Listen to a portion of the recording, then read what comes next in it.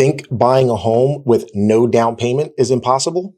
Well, think again. In this video, I'm going to share with you several ways that you can buy a home in Pennsylvania with no down payment. Now, let me be clear and cut to the chase that there is a significant difference in down payment and closing costs. So theoretically, the options that we're going to go over today will still result in you having closing costs, but the fact that you don't have a down payment is going to give you that much more buying power, make those closing costs that much easier to digest, or maybe just give you some money towards future repairs or anything else your heart desires. I'm Chris Nelson, the team lead of the Nelson Home Group, helping buyers and sellers achieve their real estate goals here in the greater Philadelphia. And whether it's your first time or not, welcome. Do me a favor, hit that red button and mash that bell so that you're notified of my future content. Now, as I mentioned in this video, if you're thinking about buying a home and finances are a little tight, well, this video should help you because we're going to go over a few ways that you can get creative, save some money, and buy a home in Pennsylvania without a down payment. Now, the first option you have when it comes to buying a home in Pennsylvania is to consider loans or mortgages that don't require a down payment. Now, there are two that come to mind right off the bat, which are going to be either a VA loan or a USDA loan. And if you're not a veteran, well, then a VA loan is not going to be an option for you, but maybe a USDA loan will be. A USDA loan applies to homes that are considered to be in a rural market. So if you're buying a home that's in a suburb or an urban development, then a USDA loan won't apply, but you can go online and you can actually find out what areas in your market are considered rural. As a matter of fact, you can use the USDA website or several other websites that are out there, but it's relatively easy to determine which homes will versus will not qualify for USDA financing. So the second option would be to consider some type of down payment assistance, also known as a DPA. And generally, down payment assistance is offered in two different ways. It's either a grant or a bond.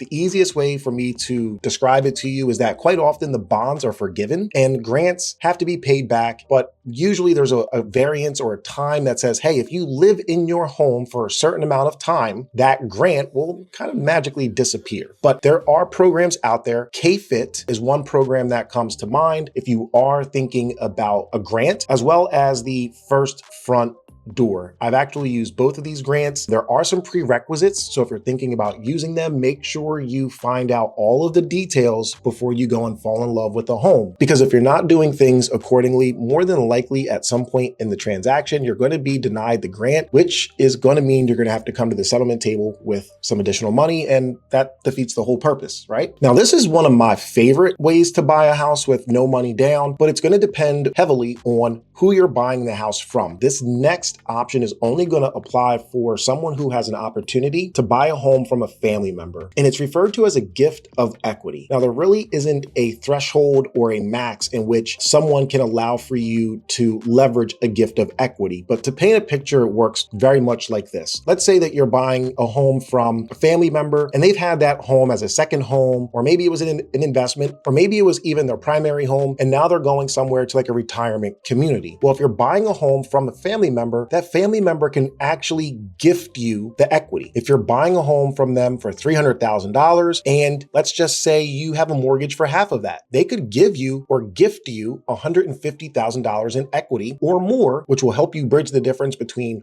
the amount of money you have and the sale price, and could also give you money towards closing costs. Now, you can use a gift of equity on any type of loan that you're getting. So if you're getting a conventional or an FHA loan, it doesn't really matter as long as there's enough equity, you're buying from a family member, and you can properly document the fact that they are a family member. Usually it works out relatively well. Now, there are some taxation things to consider if you're doing a gift of equity, but at the end of the day, this is probably the easiest way, in my opinion, to buy a home without having to put any money down. Now, there are other options such as first-time home buyer programs, and that has become somewhat of a confusing statement. A lot of times people think an FHA loan is a first-time home buyer loan because it was years ago, but it no longer is. There's a program which comes to mind, which has been around for years, and I'm actually surprised that more licensed realtors as well as consumers don't know that this program exists. And the program is referred to as Neighborhood Assistance Corporation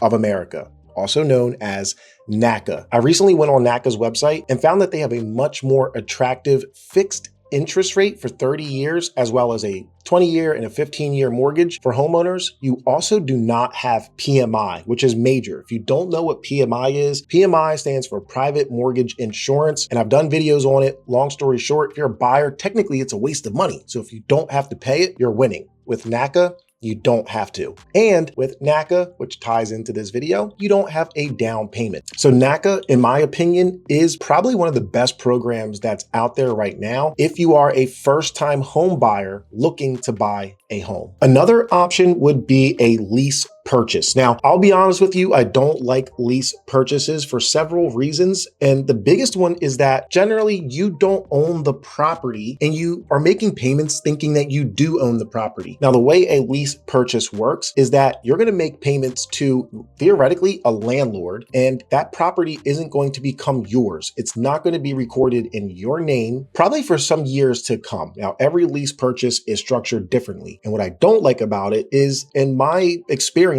quite often I have seen people improve a home, literally put money into a home to improve it. And they're doing that because they think that they own the home. They've gone into this lease purchase program thinking they own the home. But because it's a lease purchase and it's not an actual mortgage, in the event someone misses a payment, you're technically a tenant. There's very little there to safeguard you from being evicted from that property. So yes, although it is an option to buy a home with no money down, I don't think it's the best way to go. However, so yes, a lease purchase is a way to buy a home with no money down. But I probably think it's the worst way if you're going to go that route. And well, if you're going to ask what's the best option, well, I save the best for last. There's a staggering amount of people who own their home in the US outright. Back in 2022, there was a stat that roughly 40% of all homes in the US were owned outright. So one of the best ways that I think that you can buy a home with no money down, aside from NACA, because again, I do think that's a phenomenal program, is to try to come to terms with a homeowner who owns their home outright and try to structure owner financing or seller financing, where the seller, the owner of that property, becomes the mortgage company and they make terms with you. Now, the difference between a lease purchase and seller financing is the fact that once you come to terms with the seller who is going to provide you with the mortgage, that mortgage actually gets recorded, and the deed, which is what shows ownership, will actually transfer to you. So if you do miss a payment or something happens, there's actual language and a legal process that the seller has to go through in order to take the property back. So in my opinion, if you have an opportunity and you find a seller who can do seller financing, see what terms you can come up with that favor the seller and you, but may result in you not having to put down any down payment whatsoever. There you go. That's it. There are several ways, as I mentioned, especially in an economy where everything is super expensive and it seems like it's only getting more and more expensive. We're living in an economy where our savings are depleted and it looks like unemployment is also climbing. So if you're thinking about buying a home and it's been a little bit tight, maybe these tips will help you. But do me a favor, let me know in the comments. Are you thinking about buying a home? And if so, have you considered buying a home with any of these options? Has anyone suggested any of these to you? If so, let me know which one in the comments. And if you have any questions on how you can orchestrate a deal using any of these, again, let me know. Once again, Chris Nelson, the team lead of the Nelson Home Group. Until next time, take care.